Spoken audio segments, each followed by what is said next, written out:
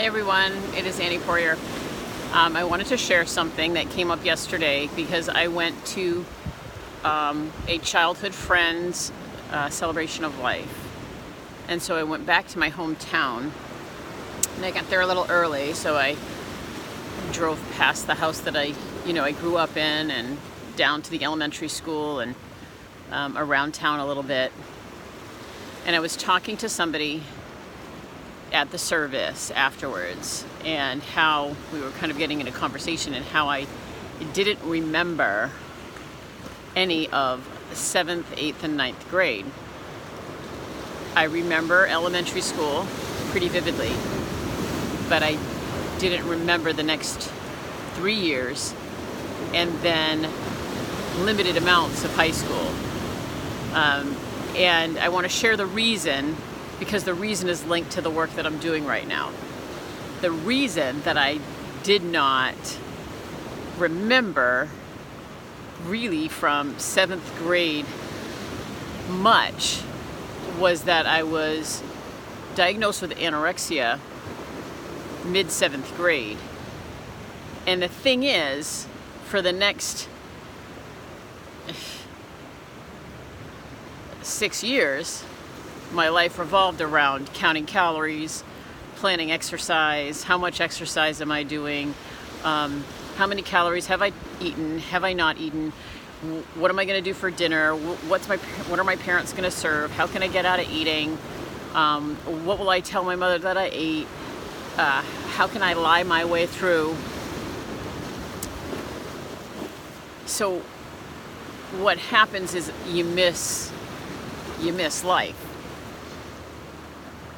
And there are pockets of time in my life ever since that I've missed due to this obsessive compulsive thinking. And it stems right from how I look in my body, or how I felt I looked in my body. So it stems from this body image piece. So for me, going on a diet was a way to control how I looked, because I didn't look right compared to what other people look like, compared to society and culture. So I was never looking right, so I was looking for a way to change the way I looked. And the ways that I focused on were diet and exercise. Calories in, calories out. What kind of calories? How can I restrict more calories? And then with restriction often leads to binging due to the physiology and the emotional components of it. And so I would be either on or I would be off. But all the while, it consumed, I'm going to say 90% of my thoughts for probably close to 40 years of my life. Now I'm on the other side and I look back, and yesterday kind of brought me back to this space of why I'm so passionate about doing this work for women. Because I missed out on so much life experience. Not only did I miss it while it was happening, I wouldn't do it. Like, I wouldn't even go places or do things. So there's that one part of missing things, right? But then the other part is that I might be there. I went to school 3 years in 7th, 8th, and 9th grade. Why don't I remember any of it? I went to school through high school, and I remember very limited, small little bits of high school. One teacher, that's all I remember. And then little bits of playing soccer, like I remember that. I remember my coach, I remember my teammates, but very little in high school. And then in college, the same thing, ins and outs of memories of college.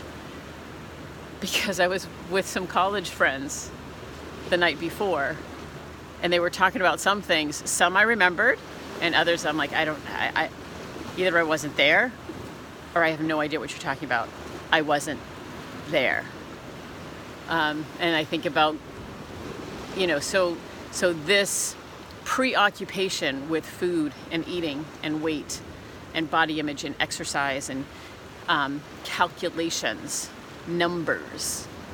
How many hours did I work out? How many sit-ups did I do? How many miles did I run? How many calories did I eat? Right? What is my weight? How many pounds did I lose? How many pounds have I gained?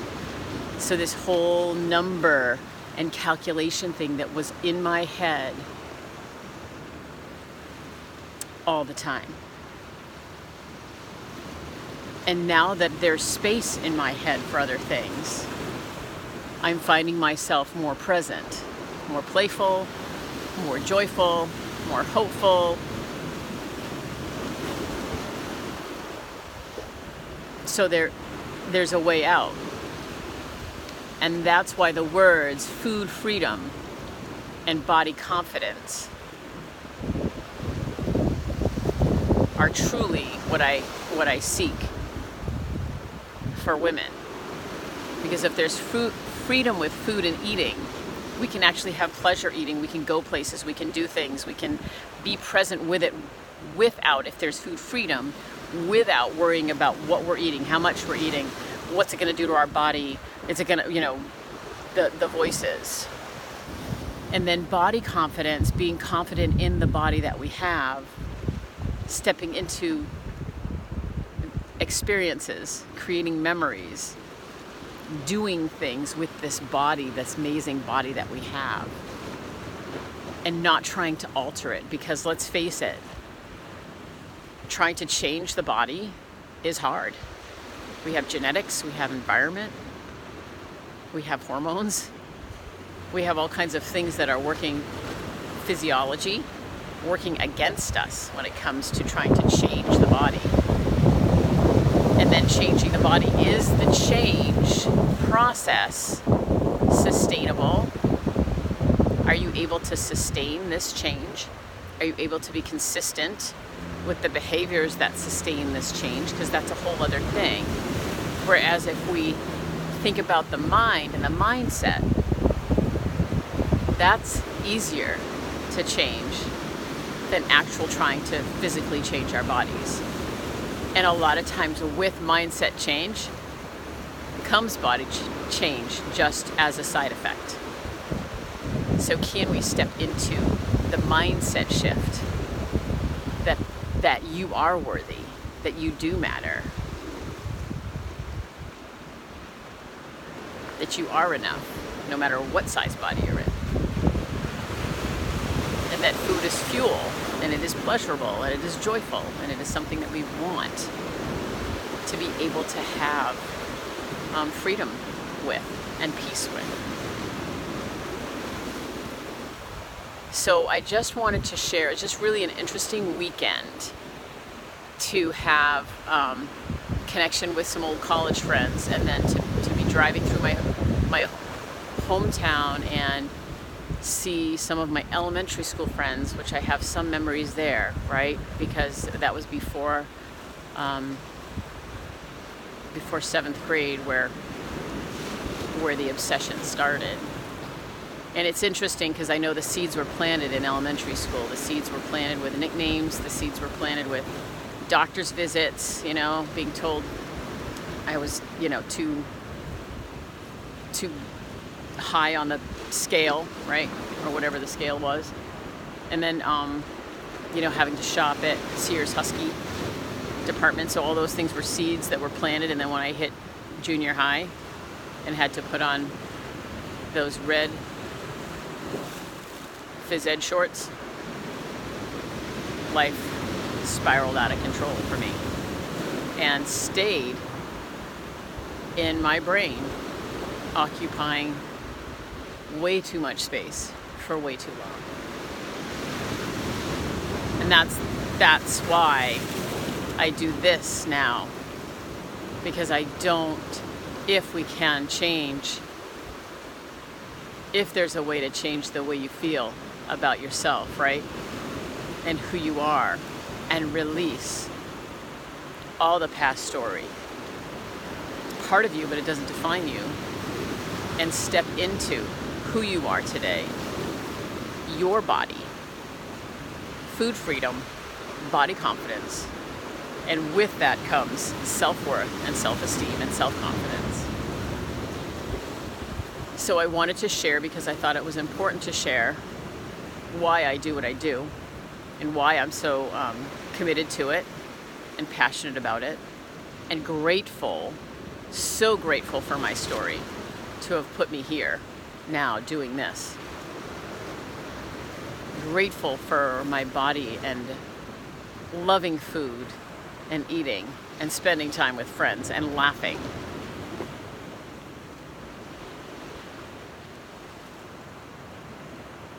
So I wanted to share that with you, this mission, this movement,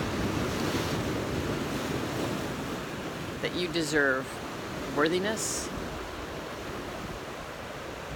and to understand and know your true value and true worth, and that you matter, and that you have so much to give this world.